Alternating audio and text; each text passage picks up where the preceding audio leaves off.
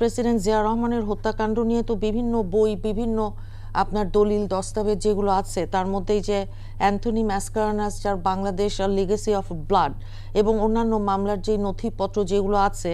এখন 81 সালের 30শে মে ভোরে চট্টগ্রামের যে সার্কিট হাউস, সেখানে এক্স্যাক্টলি কি ঘটেছিল, এবং মেজর মোজাফফর দেখলাম উনি প্রবেশ করেছিলেন নাকি ওনার ওই রুমে, মেজর মোজাফফর, যেটা নথিপত্র থেকে, এটা উনি আরো ভালো বলতে পারবেন, যে গোলাগুলির শব্দ শুনে শহীদ প্রেসিডেন্ট জিয়া রহমান যখন ঘর থেকে বের হন তখন তার সবচাইতে কাছে অবস্থান করছিলেন মেজর মুজাফফর ও ক্যাপ্টেন মোসলেউদ্দিন। এখন এই বিষয়গুলো এবং দীর্ঘদিনের যেই পলাতক যেই জীবন মেজর মুজাফফরের, এবং সামরিক অভ্যুত্থান হত্যাকাণ্ডের পরেই দীর্ঘ সময় পালিয়ে থাকার কি কারণ,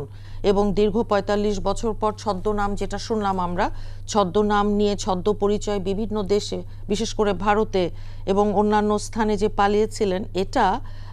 আসলে খুব অ্যালার্মিং। কারণ আমরা আসলেও মনে করি যে এই অমীমাংসিত ইস্যুগুলো আছে, সেখানে সত্যিকারের অর্থে সত্য অনুসন্ধান যেটাকে বলে ফ্যাক্ট ফাইন্ডিং, সেই সত্য অনুসন্ধান, সত্য উদ্ঘাটন